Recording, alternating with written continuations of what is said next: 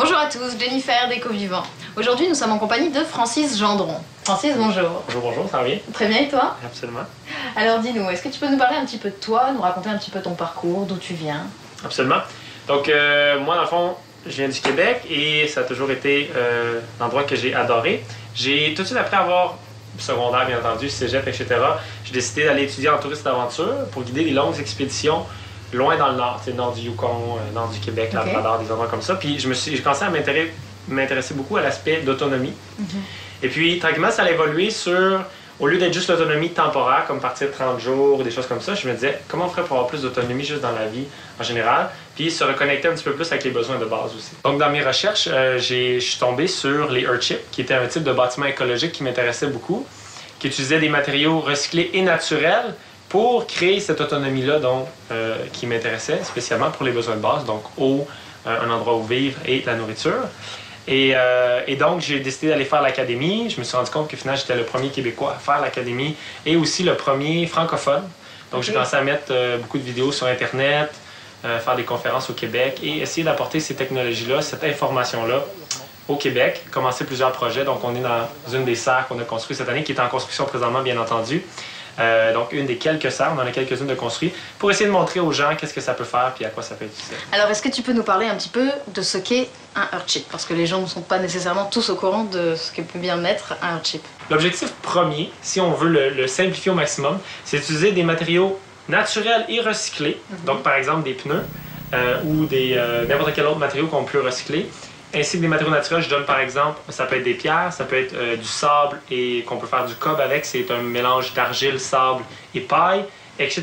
Le bois, bien entendu, donc des ressources renouvelables et naturelles, pour créer un environnement. Donc l'agencer tout ça stratégiquement pour que ça interagisse avec les phénomènes naturels, comme par exemple le soleil, le vent, la pluie, etc. Et que c'est cette interaction-là qui produit tout ce dont on a besoin, c'est-à-dire de la chaleur, un endroit où vivre qui a de la chaleur, de l'eau pour boire et faire tout ce dont on a besoin, et la nourriture. Une autosuffisance. Exactement. Donc ici, on est dans une serre solaire passive Earthship.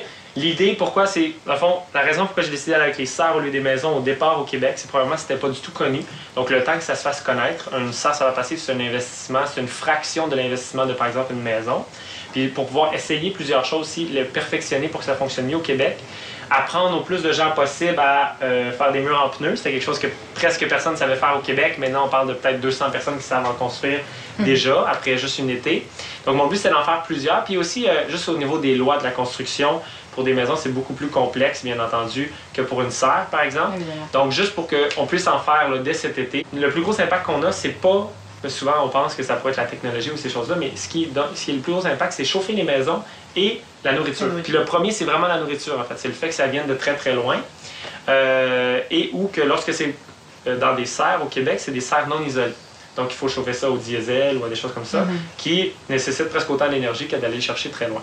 Donc, les serres solaires passives, l'objectif, c'est de démontrer des modèles qui pourraient utiliser soit une fraction de l'énergie ou potentiellement, s'il y a assez de génies québécois qui s'y mettent, je crois fortement que d'ici quelques années, on aurait des serres qui utiliseraient aucune énergie, seulement par l'interaction avec les phénomènes naturels, pour créer un environnement qui ressemble très proche à l'été, au moins 9 à 10 mois par année, potentiellement 12 si justement on a assez de guerriers et de génies qui mettent la main à la pâte. Alors Francis, Éco-Vivant, c'est une plateforme où on réapprend à se servir de nos instincts, à réécouter un petit peu l'environnement, notre cœur, notre corps, un petit peu tout. Est-ce que toi, tu as quelque chose de particulier à toi qui te permet de te grounder ou de te rappeler à l'ordre quand ça va pas ou quand tu défailles un petit peu? Depuis toujours, en fait, j'ai ma routine du matin qui m'aide vraiment à me préparer pour la journée, à me grounder, comme tu dis, mais aussi à juste me mettre dans l'état positif que je veux être pendant cette journée-là. Puis je le sais que les fois où est-ce que je ne l'ai pas fait pendant trop longtemps, je perdais cette énergie-là, puis cette vibe-là, puis cette inspiration-là que je peux créer le matin.